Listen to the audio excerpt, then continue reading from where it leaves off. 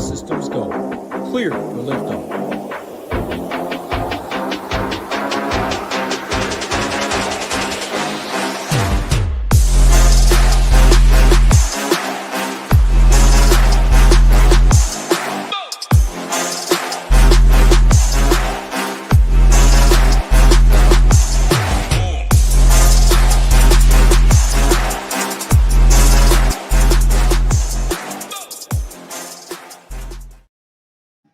What is going on, everyone? This is Sheets, and welcome to the recap of week 5 in the Survivor Pool experience.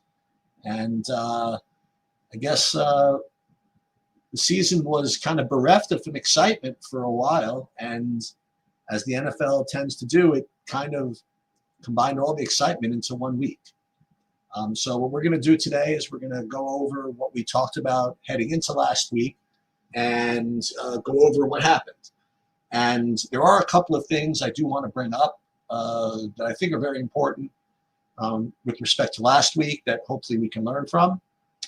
And tomorrow, again, is when we get into week 6. And there's quite a lot to discuss, quite a lot of deep dives to get into. And you'll see the tool probably update. I mean, it might have updated now, actually. But let's not refresh it, because if I do refresh it, then it'll get rid of week 5. So let's kind of keep it the way it is right now.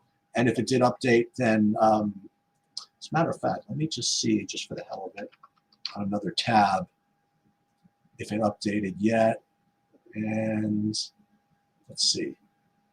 No, it did not update yet, I don't believe. Let me just message him, hopefully to update it, and then I will get back to you guys. 1 second.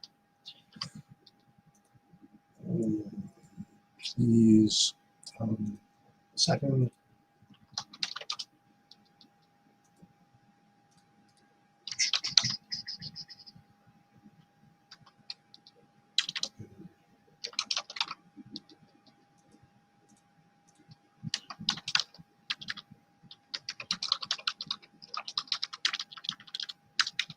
Please refresh.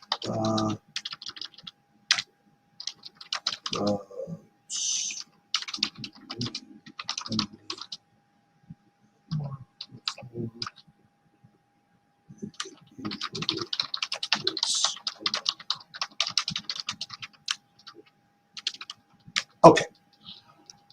So let's take a look at week 5. Now, as I mentioned, heading into last week, first of all, we wanted to separate the difference between single pick and double pick pools. And let's just get started. So clearly the best play in both single picks and in double picks was Arizona. Their EV was almost 1, actually a little bit higher, and they had no future value. And we found out why they had no future value, because they stink. Okay. It was a weird situation with respect to scarcity. Now, as I mentioned heading into last week was the first week where you didn't have the opportunity to take who you wanted necessarily, because you might have used them before.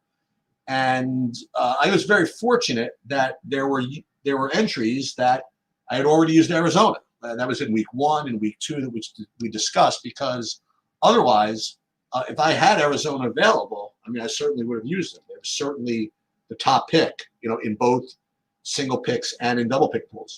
The next one in single picks, which I actually liked quite a bit, was Detroit.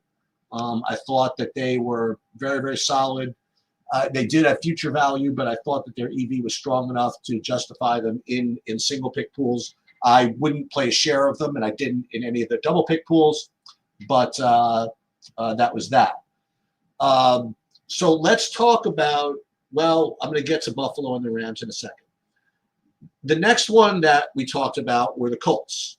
And the Colts, I thought, were very, very good in both doubles and singles. Definitely not the top, but I made the Colts second tier in doubles, 2.5x tier in doubles. We'll get to the top ones in a minute.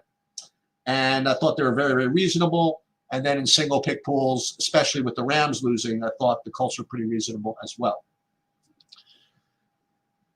Let's talk about the two real big double pick pool plays that I recommended, which worked out swimmingly if you had it in you to do them. And those were Minnesota and the Saints.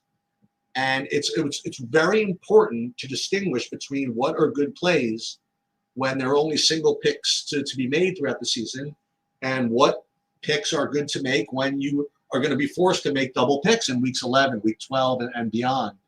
And in those types of pools, as we've discussed, it's very important to maximize future value and try to get all these bum teams out of there. And I thought that the Saints and the Vikings were both very, very strong plays. I actually put them ahead of everybody else in doubles, with the exception of Arizona.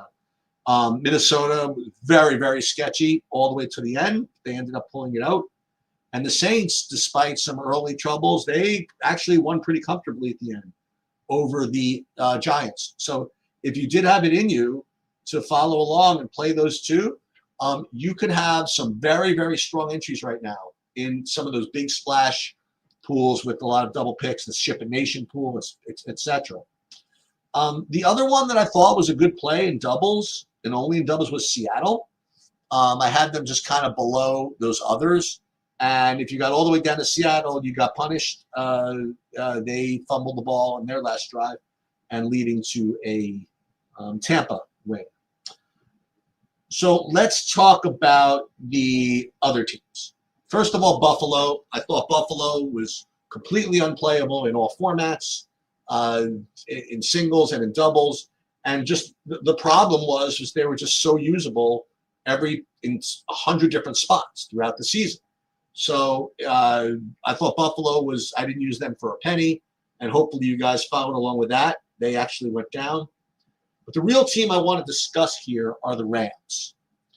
Now, for those of you that know me back from poker and back from DFS and whatever, you know that this is true, but I promise you that I am not the person to say either I told you so or something was a really bad play after the fact, okay, knowing the results. I will tell you, for your education and for you learning how this stuff works, the Rams were objectively an atrocious play last week, okay? I was completely shocked that so many people went and played them. They violated just one of the clearest rules in Survivor Pool, okay? First, a couple of things. First of all, they were a Thursday game. Now, what's wrong with that? Okay, so there's nothing wrong with a Thursday game per se, except that if you play the Thursday game, you're acting first, okay? And for those of you that know anything about poker back in the day, okay, it's a really big edge to be able to act last, and the most amount of information you have at your disposal, the better. And one of the benefits of not playing a team on Thursday is that you get to see what happens, and as a result, you get to adjust your entries for the weekend. And like, so for example, since the Rams went down at 30% ownership or whatever, you then could have adjusted your following, entries based on that information. So not for no other reason, but let me just say this. If you're going to play a Thursday game, I mean, it better be a tremendously good play, because you are giving up that positional edge by not being able to adjust. But more to the point, their EV was no better than like anybody else. And they have this like nut spot in week 9. Now, again, this map, obviously it could use some updating and whatever it is, but they are the clear top choice, maybe tied with Green Bay. Okay, but in week 9, there is just no reason to burn them. I mean, listen, if you didn't have Arizona, I mean, there were so many other things you could do. Play freaking Detroit. You know what I mean? Like, it's not that the Rams, it's not that they just have future value. They had like elite future value. All right. So this was really bad. Okay, I have to say. And hopefully you guys didn't play that. And in any case, we'll learn in the future.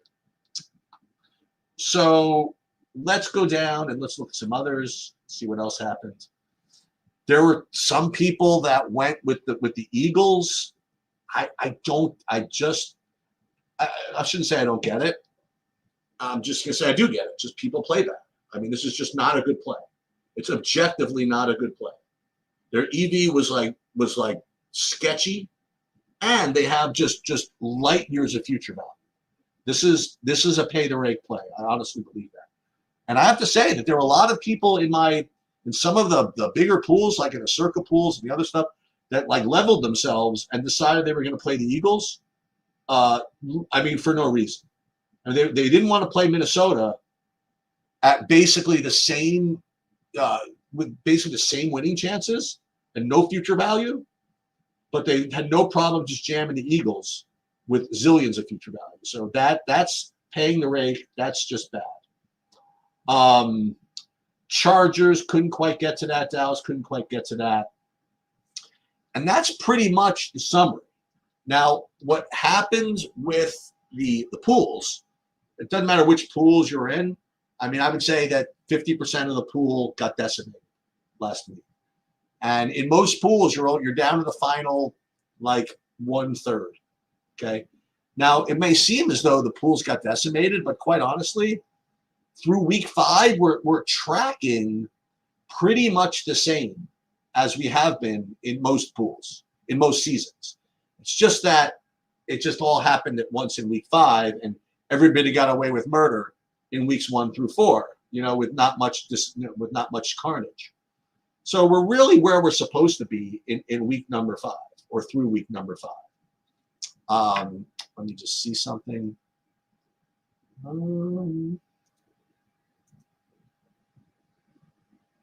Let's see if no, week 5 still is not updated yet, but I'm going to be on this. I will definitely update overnight. I guess that's pretty much all that I had, except to, again, give you kind of like the schedule. Tomorrow, 4 p.m., we're going to get into week 6. Want to take a quick look? All right, we'll take a quick look. So week 6, you're going to have like a couple of different buckets here. You're going to have Green Bay, that's like a 1 billion point favorite. And they're a 1 billion point favorite, but you're going to be able to use them like a zillion different ways after this.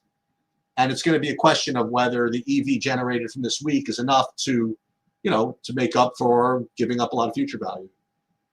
You're going to have this kind of bucket of 7-point favorites like the Eagles, the Broncos, not Vegas. They're only 4.5. Again, this will update, but you have the Eagles, the Broncos, the Rams. They're all going to be about 7, and they're going to have some moderate future value. Then you're going to have a bunch of 4.5-point favorites like the Raiders, Steelers, the Commanders. They're going to be like 4.5, and the Chargers are going to be a little bit below them. So you're going to have, again, a decision between these different buckets, and within those buckets, how you play. I guess that's pretty much all that I had. So if you learn nothing else, please, there are advanced mistakes you can make, and there are beginner mistakes that you can make. The Rams mistake, I really think, was a beginner mistake. I think the Eagles mistake was a beginner mistake. I really do. And if I'll give you one more bit of advice for those of you that are watching this for free, and not going through the deep dive with us tomorrow, the big mistake that people make in Survivor is it's a human mistake. It's the fact that they want to just survive. And even if you can be a little aggressive in weeks 1, 2, 3, 4, the mistake people make is to take your foot off the gas.